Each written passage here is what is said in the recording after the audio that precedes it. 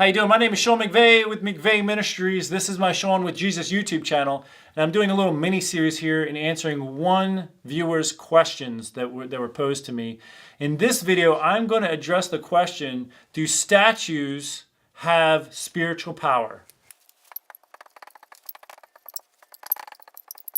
So as you can see, I included the word relics because it's closely related, and the answer is actually yes. So here is an image of Our Lady of Guadalupe.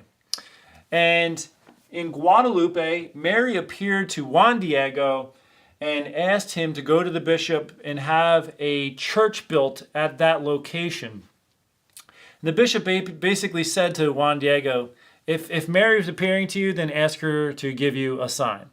So Juan Diego actually tried to avoid Mary because he had a sick uncle, I believe it was, and he was traveling to try to see his uncle.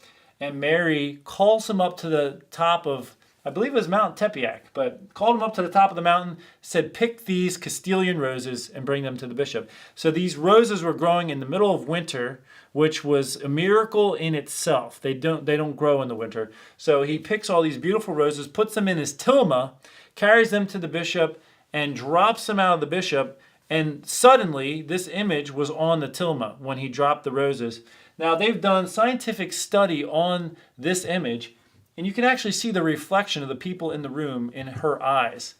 I haven't read about this in about 15 years, but from what I remember, this image, the tilma itself is always at 98 degrees. It's the body temperature of a person. And the fact that it is still intact after all these years is a miracle. There's a lot of miracles associated with this. And in fact, I believe it was around 9 million people converted to Catholicism as a result of this. So that's grace. I mean, that is miraculous indeed. While millions of people were leaving the Catholic Church at the time of the Reformation, millions were coming in through this apparition of Mary, this image of Mary on the tilma of Juan Diego. And so God did grant spiritual grace. People go there and receive miracle healings. So God does grant grace through images and things like that. And part of what we see in Scripture, we see examples especially of the relics. So let me pull out my Bible here and just read a couple passages to you. So the first one I'm going to read is from Acts. Acts 19:12. Actually, I'll start at verse 11. And God did extraordinary miracles by the hands of Paul, so that handkerchiefs or aprons were carried away from his body to the sick, and diseases left them, and the evil spirits came out of them. In this passage, 11 and 12 of Acts, we see that just the cloths that came from Paul were used for miraculous healings. And so God does grant grace through images, through relics, things like that. Let me give you another example. Acts chapter 5:15. So Acts chapter 5:15 says, so that they even carried out the sick into the streets and laid them on beds and pallets, that as Peter came by, at least his shadow might fall on some of them. Just his shadow.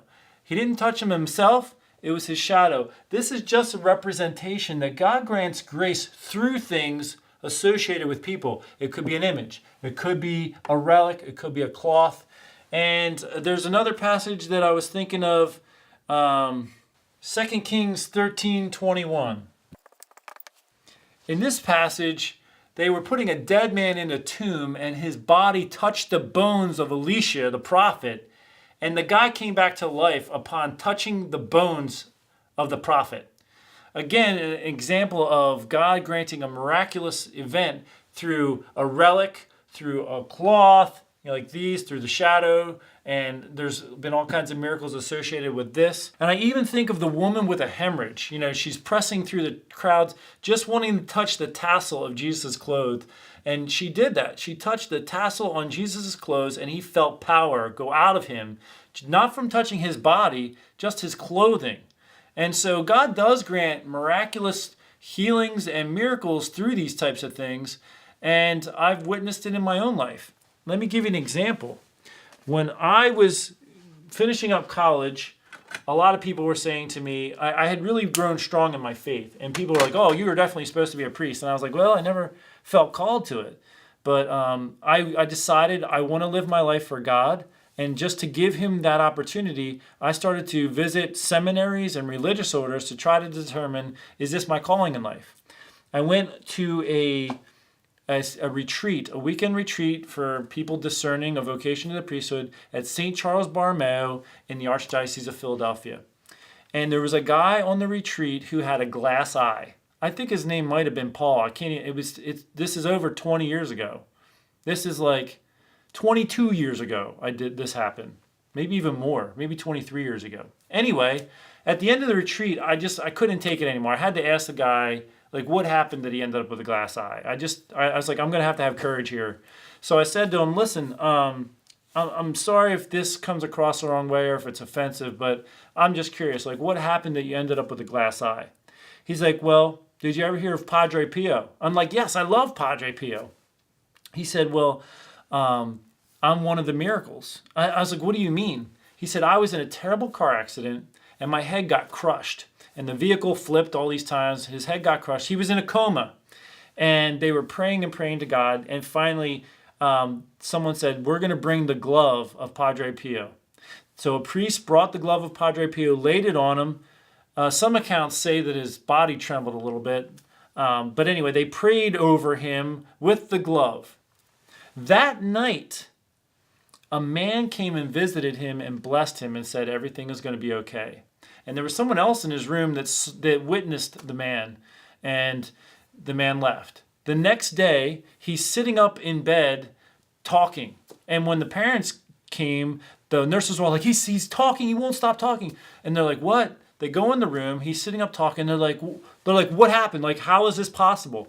He said, well, Uncle so-and-so came and visited me last night. They're like, your uncle didn't come. He's all the way up in like upstate New York. And they showed him a picture of Padre Pio. He's like, yeah, that's him. And they're like, this isn't your uncle. This is Padre Pio. Now, Padre Pio is dead, was dead at this time.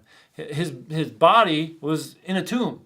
But spiritually, he came and visited him from heaven and blessed him. And it was a miraculous healing. And in fact, you can see an episode on Unsolved Mysteries. A secular TV show did an episode on Padre Pio and included this miracle. If I can find it on YouTube, I will put a link for it in the description section of this video.